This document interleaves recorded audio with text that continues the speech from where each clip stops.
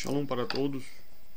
Nós vamos continuar o estudo da palavra profética e falando sobre algumas profecias primitivas que já se cumpriram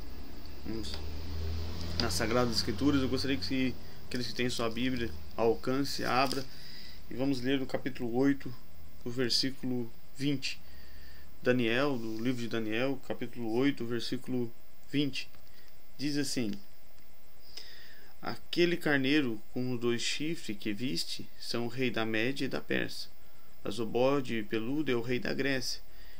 O chifre grande entre os olhos é o primeiro rei, e ao ter sido quebrado, levantar-se-á 4 em seu lugar.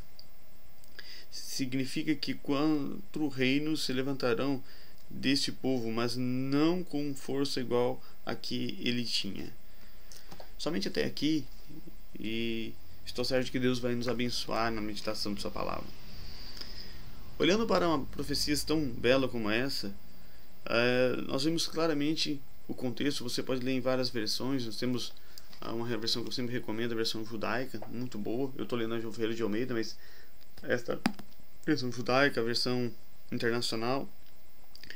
E em todas as versões que você lê, no hebraico, no grego, ou Bíblias como a palavra-chave também, que eu recomendo muito boa, você vai ver que o texto está dizendo o seguinte: que a Babilônia perderia a guerra para os medo-persas, e que os medo-persas perderiam a guerra para os gregos.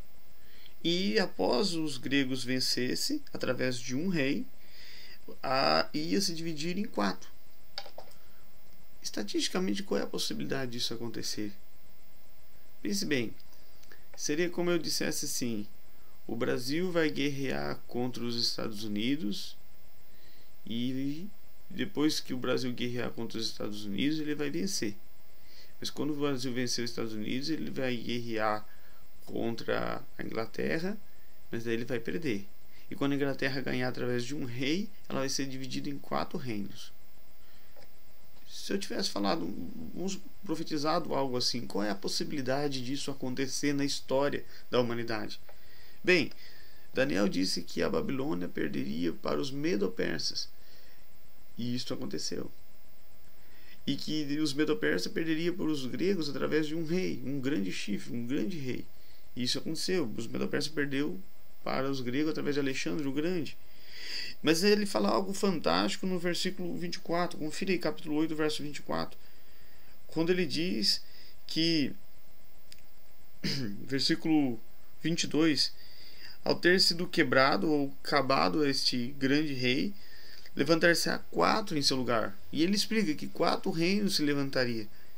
E foi exatamente isso que aconteceu. Após os gregos vencerem os persas, depois foram divididos não em 5, não em 3, mas em 4 partes.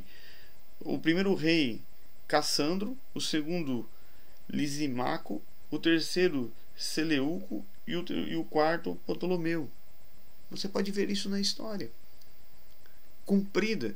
Então é uma profecia dita e profecia cumprida. Isto é maravilhoso. Você não encontra isto no Alcorão, você não encontra isso no livro de Ellen White, você não encontra isso no programa de Sentinela de Charles Russell, você não encontra isso nos tarô, você não encontra isso nos reflexão budista, você não encontra isso em cartas de Allan Kardec, você não encontra isso em lugar nenhum a não ser nas Sagradas Escrituras, na Torá, na Tanaká, na Brit Hadasha, nas Sagradas Escrituras, do primeiro ao segundo testamento, de Gênesis a Apocalipse. Por isso, querido ouvinte, dê valor à palavra profética. Elas são provas que a Bíblia é a palavra de Deus. Se você pegar a história, você vai ver que a palavra de Deus narrou ela antes disso acontecer.